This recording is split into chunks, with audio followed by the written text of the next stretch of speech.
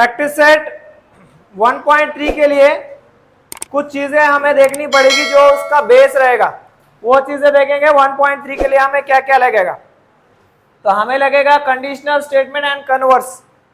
Conditional statement समझने से पहले समझते हैं स्टेटमेंट मतलब क्या।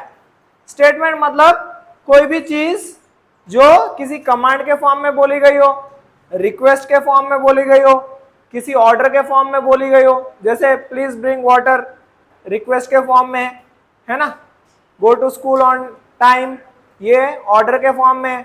मम्मी पापा बोलते ना बेटा टाइम से पढ़ाई कर लो, अगले साल 10th है, ये क्या है, स्टेटमेंट्स है ना, अभी से पढ़ाई को लग जाओ। ये थोड़ा सा ऑर्डर वाला फॉर्म है कि अगला साल 10th है, अभी से पढ़ाई कर लो, है ना। तो ये स्टेटमेंट्स है। कंडीशनल स्टेटमेंट क्या है, जिसके ऊपर कुछ कंडीशन हो, जैसे अगर तुम 10th में 90% लाए तो तुम्हारे को स्कूटी, ये क्या है, कंडीशन। कंडीशन मतलब जहां पे इफ और देन आया, इफ आया और देन आया, मतलब ये तुम करोगे तो ये होगा, 90% लाओ और स्कूटी लो। तुम 90% लाएगी तुम्हारे को स्कूटी, अपन क्या बोलते हैं, पापा पहले स्कूटी दो, तो 90% आते, ये हो गया उसका कन्वर्स। अपन कन्वर्स के फॉर्म में रिप्लाई देते, पापा बोल रहे 90% लाओ और स्कूटी लो, अपन क्या बोल रहे पहले स्कूटी दो,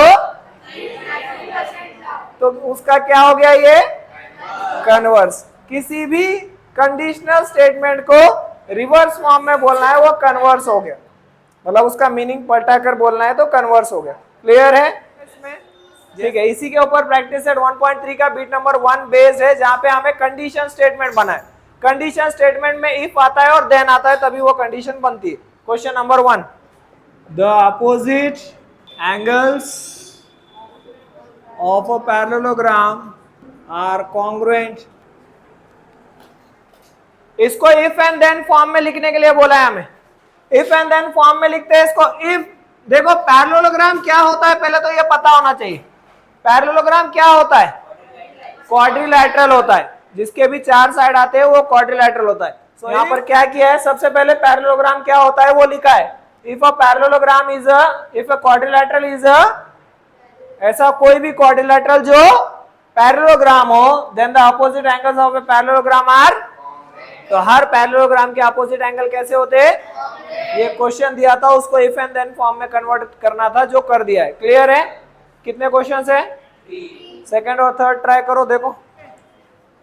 the diagonals of a rectangle are congruent बोला है हमें सेकंड वन में, तो आंसर ऐसे हो जाएगा, the diagonals of a rectangle are congruent, इतना बोला है क्वेश्चन में, तो हम लिखेंगे रेक्टेंगल एक क्वाड्रिलैटरल होता है, so if a quadrilateral is a rectangle then the diagonals of a rectangle are congruent. Clear है, थर्ड वन क्वेश्चन थर्ड हमें बोला है, in an isosceles triangle the segment joining the vertex and midpoint of the base is perpendicular to the base। इसका meaning क्या होता है पहले सुन लो।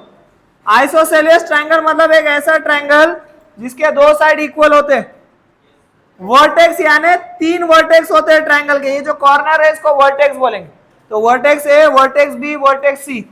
हमें बोला है a segment joining vertex and किसका मिड पॉइंट, बेस कौन सा है इसमें, is perpendicular to the base. Isosceles triangle में अगर एक वर्टेक्स से बेस को मिड पॉइंट को एक लाइन परपेंडिकुलर होती है, तो बेस को क्या हो जाती है, परपेंडिकुलर होती है। ये प्रॉपर्टी ही है कि वर्टेक्स से अगर मिड पॉइंट को जाके कोई लाइन लगती है आइसोसेलियस ट्रायंगल में तो परपेंडिकुलर भी हो जाता है। क्लियर है क्या, हाँ, इसी को हमें इफ एंड देन लगा के लिखना है। सो इफ, हाँ देखो इफ एंड देन लगा के कैसे लिखेंगे, तो इसको लिखेंगे पहले, वो ट्रायंगल, ये आइसोसेलियस एक ट्रायंगल होता है, so if the triangle is an isosceles triangle then the segment joining the vertex and midpoint of the base is,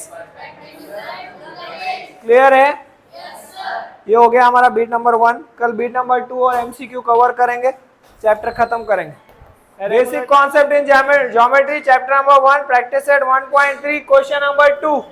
यहाँ पर हमें बोला है right the converse of the following statement, इसके कन्वर्स लिखना है। The alternate angles formed by 2 parallel lines and their transversal are congruent. हमें पता है अल्टरनेट एंगल थ्योरम से कि जब दो पैरेलल लाइन को एक ट्रांसवर्सल कट होता है तो अल्टरनेट एंगल कैसे होते हैं? कॉन्ग्रुएंट। इसका उल्टा क्या हो जाएगा? इसका उल्टा क्या हो जाएगा? अल्टरनेट एंगल कॉन्ग्रुएंट होंगे तो लाइंस पैरेलल।